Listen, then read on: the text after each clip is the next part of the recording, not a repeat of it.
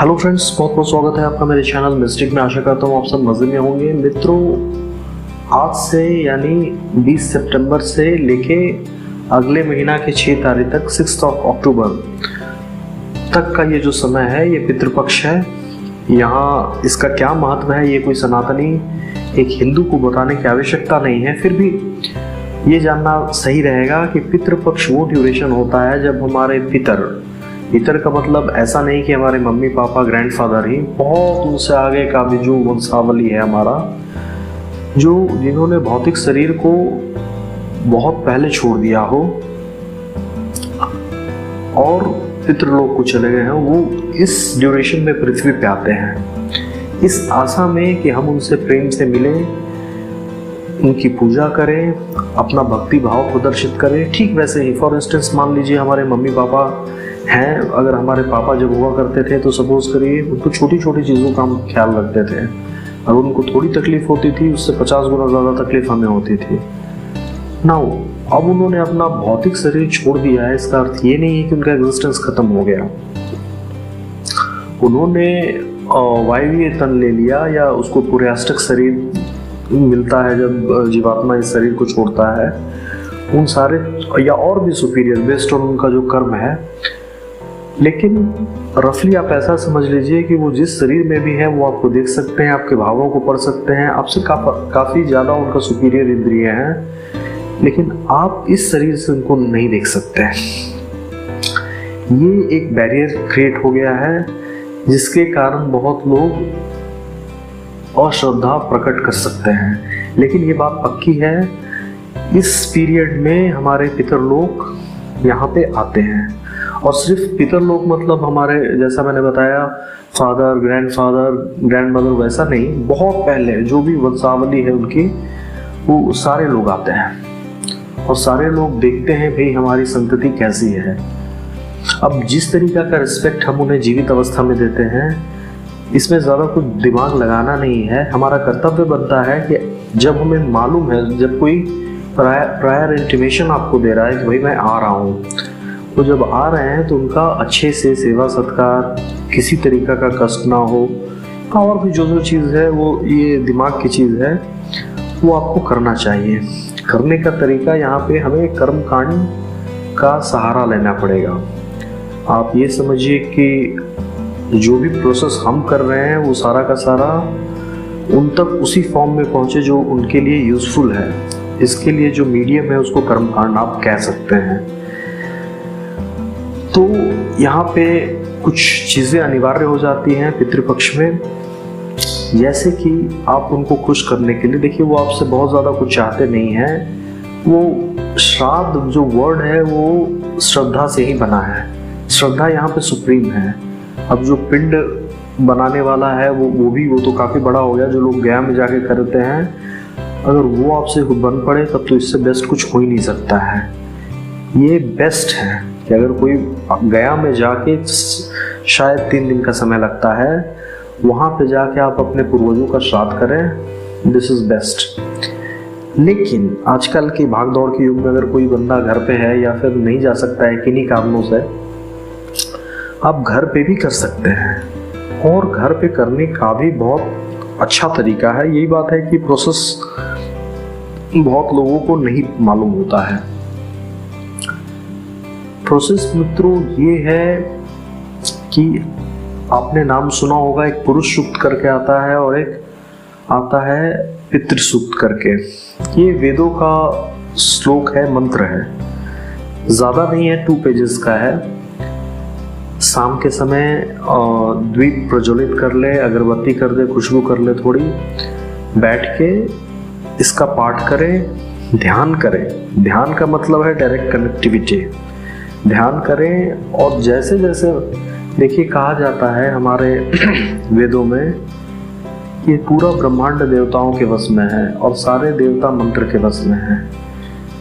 अगर आप बिना किसी भावना के कैसे भी अगर मंत्र पढ़ते हैं, देन जो डेजिग्नेटेड पर्सन है उसको आना ही पड़ेगा, ये पक्की बात है। अब श्रद्धा का है जैसा, वो फिर अलग विषय हो जाएगा, उस पर मैं नहीं बोलूँगा।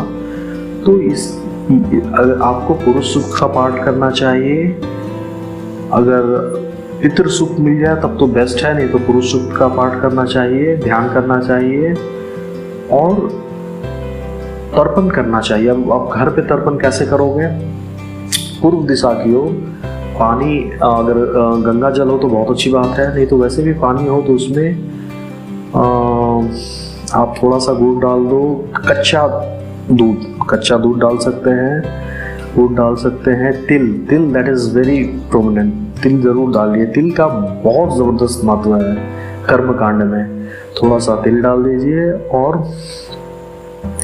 बताशा मन है, बतासा डाल दीजिए थोड़ा सा। तो ये सब करने के बाद नाउ अब आपको क्या करना है, ये पहले आपने पुरुष सूक्त का पाठ कर लिया या फिर पितृ सूक्त का पाठ कर लिया, कहने की जरूरत नहीं है। जहाँ भी आपने जो आपके पितरों का तस्वीर है वहाँ पे दीप प्रज्वलित होना चाहिए, धूप ये सारा होना चाहिए। फिर वो पानी जो आपने एक बनाया जिसमें कि लाल सिंदूर है, गुड़ है, बताशा है, तिल है और गंगा जल है तो और भी बेटर है, काला दूध, कच्चा दूध है, उसको ले जाके पूर्व दिशा की ओर जो सूर्य नारायण है ये पितरों का प्रतिनिधित्व करते हैं, तो वहां ले जाके आपको ओम पितृ देवताय नमः इस मंत्र के साथ अर्पण करना है। और जब आप अर्पण कर रहे हो उस पानी को तो वह कहाँ से गिरना चाहिए, आपका थंब और इंडेक्स फिंगर जो है उन दोनों के बीच में गैप आता है, वहां से उस पानी को, उस वाटर को फ्लो करना चाहिए। आपका अंगूठा और तर्जनी उंगली इन दोनों के बीच जो स्पेस है वहां से पानी को गिरना चाहिए। ये पितरों का स्थान होता है। तो आप ऐसा करेंगे तो वो तर्पण हो गया। यहाँ तक कहा जाता है अगर कोई गमला है जिसमें आपने तुलसी का पौधा आपने लगा रखा है, बहुत अच्छी बात है, उसमें करें, सारे पितर वहाँ पे सूक्ष्म रूप से आके उसको ग्रहण कर देना, वो हो जाता है। पहले वही चीज़ पड़ा हुआ है तो कोई बात नहीं है, नाउ मंत्रों द्वारा अभिभूत हो गया तो वो जो होता है डाइजेस्टेबल हो जाता है उनके लिए। यहाँ तक ये कहा जाता है कि जो अर्पण करते समय कोई तिल है या कोई चीज़ नीचे गिर जाता है, गमले में नहीं है, नीचे गिर जाता है, उसको वो पितर ग्रहण करते हैं जो जिन्होंने बहुत बुरे कर्म किए हों। पितृलोक में तो है, अधोगति वहाँ पे भी उनको मिला हो, उनके लिए वो है जो किसी तरह से छिटक के दूर चला जाए वगैरह। और ये जो श्राद्ध है इसके बारे में गरुड़ पुराण में कहा गया है, जो भी व्यक्ति श्राद्ध के बारे में बताता है, जो उसका अनुमोदन करता है, वो सारे के सारे दिव्यात्मा हैं, वो सारे के सारे पुण्य कर्मा हैं। तो मैंने आपको डिटेल में बताया। एक छोटा, एक अगर कोई बड़ा आपके पास बहुत बड़ा कुछ आयोजन करना चाहते हैं, काफ़ी समय है, तो आप गया में चले जाइए, वहाँ पे आप श्राद्ध कर सकते हैं। डेली बेसिस पे 20 से लेके 6 तक जो करना है, hardly it's going to take your 15 minutes of time, 15 minute से ज़्यादा लगेगा नहीं, 15 मिनट 20 मिनट। लेकिन पितरों को आप पूरी तरह से समझ लीजिए, उनके यहाँ पे आने के कारण जो उनको श्रम से हुई थकावट है वो दूर हो जाएगा, उन्हें अच्छे वस्त्र मिल जाएंगे, उनको खान पान मिल जाएगा, आपसे भाव एक तरीक़ा से आपने बात कर लिया सारा कुछ। और ये कुछ ज़रूरी नहीं है, वैसे कहा जाता है कि ऐसा करने के बाद वो काफ़ी कुछ आपको देते हैं, बहुत सारा बैरियर हटा देते हैं। लेकिन मैं यहाँ पे आपको एक चीज़ बताना चाहूँगा, हर चीज़ में बनियागिरी सही नहीं होता है। बैरियर तो आदमी अपने पुरुषार्थ से भी हटा सकता है, या अगर उसके कर्म अच्छे हों तो भगवान ही उसका हेल्प करते हैं, ठीक है। ये श्राद्ध इस लालच में, इस लोभ में नहीं करना चाहिए कि वैसा कि अगर आप पुरुष सूक्त में देखेंगे तो उसमें है कि भाई आप हमारा जो भी हमारे प्रोग्रेस के बीच आ रहा है, जो कमी है उसे दूर करिए, हमें पशु दीजिए, धन दीजिए, ये सब ठीक है, चूंकि मंत्रवत उसको वैसे कंपाइल किया हुआ है तो कोई बात नहीं है। दिल से आप उनसे ये बिजनेस डील मत करिए। ये एक तुच्छ बनिया वाला बात हो गया कि भाई आप आइए, हम आपका आदर सत्कार करेंगे और इसके बदले में आप मुझे ये दे दीजिएगा। क्या आप, जब आपके फादर जीवित थे, उनके साथ आपका जो व्यवहार है वो ऐसा ही था? या इस तरीका का अगर किसी के मन में कोई बात है कि मैं श्राद्ध करता हूँ, उनका करूँगा और बदले में ये मिले, उस बंदे को, देखिए ये शास्त्रों का ओपिनियन नहीं है, मैं ऐसा भी नहीं कहूँगा कि वेद का है, ये मेरा पर्सनल ओपिनियन है कि अगर किसी के मन में ऐसा ख्याल आ रहा है कि ये करने से मुझे ये फ़ायदा हो जाएगा, अगर कोई मेरे से रुष्ट हैं वो खुश हो जाएंगे, पैसा दे देंगे उनको, तो काइंडली भगवान को आप प्रणाम कर लीजिए, इससे दूरी रहिए। क्योंकि again you are doing a business, आप एक बिजनेस कर रहे हैं, तो बिजनेस करना है तो उसके लिए ये जो मटेरियल वर्ल्ड है इसमें भी किया जा सकता है, परेशानी क्या है? और वो आँख से दिखेगा सारा कुछ, कान से सुन सकते हैं, अगर कोई आपको सुनाएगा, आँख से दिख सकता है, सारा कुछ है, तो वो ज़्यादा कन्वीनियंट ऑप्शन हो जाएगा। क्योंकि यहाँ पे जो कम्युनिकेशन होगा वो 2 वे होगा, 1 वे कम्युनिकेशन नहीं होगा। विश्वास की ज़रूरत नहीं है, श्रद्धा की ज़रूरत नहीं है, सब कुछ ब्लैक एंड वाइट में हो जाएगा, कोई दिक्कत नहीं है। तो जब ये सारा चीज़ वैसे ही हो रहा है तो ये सब आडंबर का क्या ज़रूरत है? ये पूरी तरह से इसके पीछे हमारा भावना ये है कि हम मंत्रों द्वारा उनको शक्ति प्रदान कर रहे हैं, ऊर्जा दे रहे हैं। मंत्रों के शक्ति के द्वारा हम वो वस्तुएं जो उनको अभी ज़रूरी है उस शरीर में वो दे रहे हैं। मंत्रों के द्वारा कोई इम्पीडिमेंट्स हैं उनके रास्ते में किसी तरीका का, उनको हटा रहे हैं। मंत्रों के द्वारा अगर उनसे कोई गलत काम हो गया है लाइफ टाइम में, तो उसका एक रेमेडियल एक्शन कर रहे हैं। तो पूरी तरह से निस्वार्थ भाव से हम समर्पित हैं अपने फादर के प्रति, या जो भी हैं, जो भी आपके रिलेटिव हैं। यहाँ पे कोई लेन देन का बात है नहीं कि हम ऐसा करेंगे तो आप ऐसा करेंगे, नो नो नो, ये ऐसा चलता नहीं है। ये बहुत ही तुच्छ का जो लोग ऐसा प्रयोग करते हैं, मैं ये पाठ करूँगा लक्ष्मी जी का, इसके बदले में आप धन दे दीजिए, ये एक घटिया तरीका है। आपको क्या चाहिए क्या नहीं चाहिए ये भगवान देख रहे हैं। और भी थ्योरीज तो बहुत हैं, इसको कितना विद्या मिलेगा, आयु क्या होगा, क्या उसको धन मिलेगा, कितना, किससे शादी होगी, वगैरह वगैरह। ये कुछ चीज़ें तब फिक्स कर जाती हैं जब बच्चा माँ के पेट में होता है, मतलब माँ के पेट इन द सेंस गर्भ में प्रवेश ही करता है आत्मा, जीवात्मा। तो यहाँ पे एवरीथिंग इज प्रीडिस्टाइंड। तो वैसे भी भगवान आपके अंदर हैं, क्या कमी बेसी है, सब उनको पता है। तो ये अलग से करने की क्या जरूरत है? और अगर करना भी है, जैसे शुक्राचार्य भी तो यज्ञ करते थे, उन्होंने बहुत बड़ी बड़ी सिद्धि ली हुई थी, कोई भी उनको बहुत ही हाई स्पिरिट में नहीं लेता है। अगर करना भी है, सपोज करिए आप लक्ष्मी पूजा कर रहे हैं या श्री सूक्त का पाठ कर रहे हैं वगैरह वगैरह, ठीक है। माता को आप ये बोल सकते हैं मुझे सद्बुद्धि दीजिए, मैंने जो भी, मुझे ऐसा बुद्धि में प्रकाश दीजिए कि एग्जैक्टली वही मैं चीज़ देख पाऊँ जो मेरे लायक हो, and I should be able to weed out all the unnecessary hunches. क्योंकि मैक्सिमम समस्या हमारे दिमागी लेवल तक ही है। हम क्या सही है क्या नहीं है हमारे लिए हम नहीं जानते हैं, भगवान अच्छे से जानते हैं। तो ये तो छोड़ दीजिए, फिर लंबा हो जाएगा डिस्कशन। मैं आपसे ये बोल रहा हूँ दोस्तों कि किसी तरीका का डील स्ट्राइक मत करिए। आपके समझ लीजिए आपके पापा आ रहे हैं, उनका जितना आवभगत हो सकता है वो कीजिए पूरे दिल से, आपका दिल। और ऐसा आपके पितर आपसे खुश हुए कि नहीं, इसको टेस्टिफाई करने का भी एक तरीका है।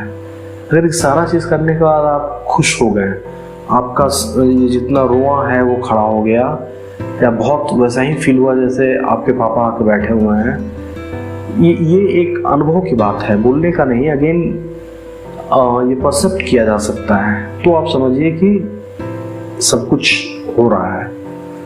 और अगर बुरा फीलिंग आ रहा है, आपको लग रहा है कि पता नहीं, मन में चल रहा है कि किया तो समय भी दिया, क्या होगा क्या नहीं, तो वो उनको सब पता है।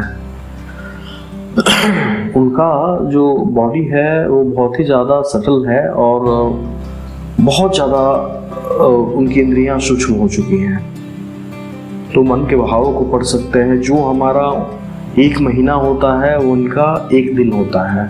अब आप समझ लीजिए, सपोज करिए आपके जो कोई नियर एंड डियर हैं, उनको मरे हुए 1 साल हो गया, लेकिन उनके लिए ये सिर्फ 10-12 दिन पहले का घटना है।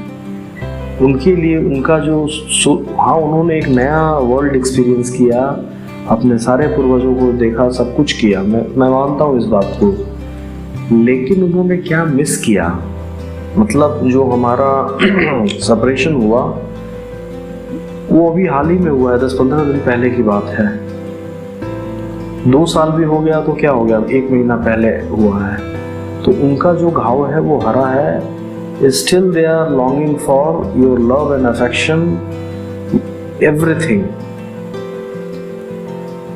और कोई अपने फादर के पास अर्जी लेके नहीं जाता है कि इस चीज़ की मुझे ज़रूरत है, दे दीजिए। उनका तो काम ही है भाई, वो बिना बोले ही सब कुछ। देखिए, इस जो पायस रिलेशन है फादर सन का हो गया या फिर जो भी, उसको मेंटेन रखना भी बहुत ज़रूरी है। आपने कहीं भी पढ़ा हो किसी भी वीडियो में या बुक्स में, ऐसा करो माला माल हो जाओ, ये मैं वीडियो इस पे नहीं बना रहा हूँ, ऐसा लिखा हुआ है, यस, लेकिन वो देंगे भगवान। आपने जो कर्म किया, भगवान ने बनाया पितृपक्ष, आप पितृपक्ष में क्या करना है वो बताया, आपने वैसा किया, आपके कर्म से खुश होके भगवान ने आपको कुछ दे दिया, या पितरों को प्रेरणा दी, उन्होंने दे दिया, वो अलग बात है, इंटायरली डिफरेंट इशू है। लेकिन ये मांगना कि भाई ये जो कितना हो गया, 20, ये इधर 8 दिन हो गया और उधर 14 दिन, ये जो 2 वीक का टाइम है, यही इसमें बम्पर लॉटरी लगने वाला है, ऐसा कुछ नहीं। ऐसा अगर भावना है तो कृपया वंचित रहें इससे नुकसान होगा, लेकिन आपके सीखने के लिए भी ये बहुत ज़रूरी होगा।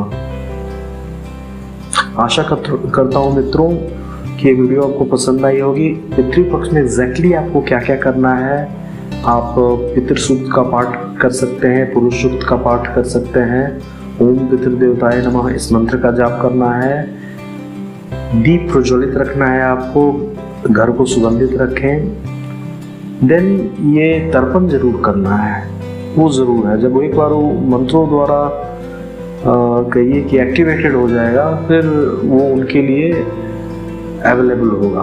वो तर्पण करना है तो फिर ये पूरा प्रोसेस कंप्लीट हो जाएगा। और आप लोगों में से जो कैपेबल हैं, दे कैन गो टू गया, वहाँ पे गया श्राद्ध कर सकते हैं। तो मैं दिली ये ख्वाहिश करता हूँ कि आप सब मैक्सिमम लाभ उठाएं, स्नेह और आशीर्वाद प्राप्त करें अपने पितरों का। इसी के साथ मैं ये वीडियो समाप्त कर रहा हूँ। कल मैं फिर एक रोचक वीडियो के साथ आऊँगा, तब तक के लिए बहुत बहुत धन्यवाद।